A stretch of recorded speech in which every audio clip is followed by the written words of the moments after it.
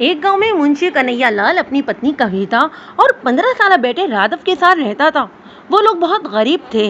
मुंशी लाल की नौकरी काफी जल्दी जल्दी बदल जाती थी, क्योंकि वो कम पैसे मिलने के कारण नौकरी को छोड़ दिया करता था। और इसके अलावा इसका खड़ूस मालिक की उसे जली कुटी और फजूल बातें भी सुनना पड़ती थी। यही वजह थी कि अब वो नौकरी नहीं करना चाहता था। पर बेचारा गरीब इतना था कि नौकरी न करता तो क्या करता।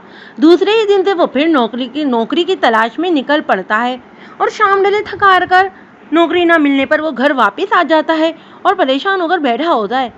उसे देखकर कविता पानी देती है। क्या हुआ, आप बहुत परेशान लग रहे हो, क्या आपको दूसरा काम नहीं मिला? नहीं कविता, मुझे कोई काम भी नहीं मिला, और वैसे भी मैं नौकरी नहीं करना चाहता हूँ। मेरा मन नहीं है नौकरी का। सारे दिन मेहनत करो और फिर मालिक की जली कुटी फजूल बातें भी सुनो इतने कम पैसों में। फिर अब मैं बूढ़ा भी हो रहा हूँ, इतना काम मुझसे होता नहीं है। मैं अपना काम करना चाहता हूँ, पर क्या करूँ, पैसे कहाँ से लाऊं, ये समझ में नहीं आ रहा। अपने पिता की बात सुनकर राघव कहता है, पिताजी जंगल में जाकर लकड़ी इकट्ठा करके इसे कुछ बनाकर बाजार में बेच देते हैं।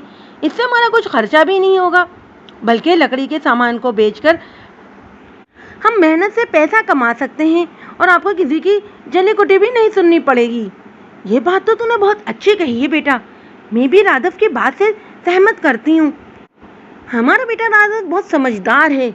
हाँ कविता, तुम बिल्कुल सही कह रही हो, हमारा बेटा बहुत समझदार हो गया है। चल बेटा, जंगल से लकड़ियाँ काट कर लाते हैं। चलिए पिताजी, ऐसा बोल के दोनों हाथों में कुल्हाड़ियाँ लिए जंगल में पहुँच जाते हैं, जहाँ राघव कहता है, पिताजी जंगल में तो बहुत सारे पेड़ हैं, हम किस पेड़ को काटें जिससे हमारा सामान बहुत अच्छा बने? ऐसा करो बेटा, जो बहुत अच्छा पुराना सा पेड़ हो इसके पास चलते हैं, क्योंकि इसकी लकड़ी बहुत अच्छी होती है। ये ठीक है पिताजी। ऐसा कि राघव और कन्हैया लाल अंदर की ओर चल पड़ते हैं। कुछ दूर चलकर इन्हें एक बहुत पुराना पेड़ नजर आता है। वो वहाँ रुककर इस पेड़ को काटने लगते हैं। कटाई में इन्हें काफी वक्त लग जाता है। मुंशी लाल लकड़ियाँ काट के एक तरफ रख देता है और इससे लकड़ी में से कुछ हिस्सा उठाकर इसे एक टेढ़ा मेढ़ा प्याला बनाता है। जैसे ही वो इस प्याले को साइड में रखता है तो वहाँ एक तेज चमचमाती रोशनी इस प्याले पर पड़ती है और फिर इस लकड़ी के कटोरे से एक सुंदर सा बहुत ही प्यारा सा स्टील का प्याला बन जाता है। जिसे देखकर राघव बोलता है, अरे देखिए पिताजी, ये तो अचानक से लकड़ी का प्याला स्टील का प्याला कैसे बन गया? हाँ बेटा, पर मैंने तो अभी इसे लकड़ी से काट कर बनाया है, ये कैसे हो गया? मुंशी लाल भी हैरतज़दा होकर बोलता है, मुझे तो कुछ गड़बड़ लगती है पिताजी। आप ऐसा करिए कि इस लकड़ी से दोबारा कुछ और बनाइए। ठीक है बेटा। मुंशी लाल एक और लकड़ी के हिस्से को काट छांट करता है और उससे लकड़ी का खिलौना बनाता है, जिसके बाद इस पर भी अचानक से तेज रोशनी आती है और वो बेहद सुंदर बच्चे का खिलौना बन जाता है। जिसे देखकर मुंशी कन्हैया लाल बोलता है, बेटा तुम तो बिल्कुल ठीक बोले हो, मैंने जैसे ही इस खिलौने को बनाया इस पर एक तेज रोशनी है और ये ऐसा बन गया, ऐसा लग रहा है इस पर जादू हो गया हो।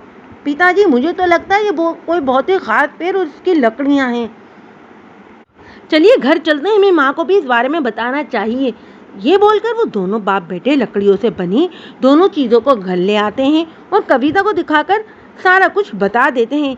जिस पर कविता खुश होकर कहती है, क्या सच में? अगर ऐसा कुछ हुआ है तो वो पेड़ जादुई पेड़ हो सकता है। इस पेड़ की लकड़ियों से तो ये बनाने पर आपकी बनाई हुई चीज़ें और बेहतरीन हो गई। मेरी मानिए तो आप एक बार फिर जादुई पेड़ की लकड़ियों को आजमा लीजिए। आप ऐसा करिए, इससे छोटा सा घर बना लीजिए, क्या पता सच में ये जादू हो जाए। तुम बिल्कुल ठीक कहती हो कविता, कल हम दोनों फिर जंगल की ओर जाएंगे। अभी के लिए तुम ऐसा करो कि मुझे थोड़ा खाना दे दो, बहुत भूख लगी है। दोनों बाप बेटे खाना खाने लगते हैं।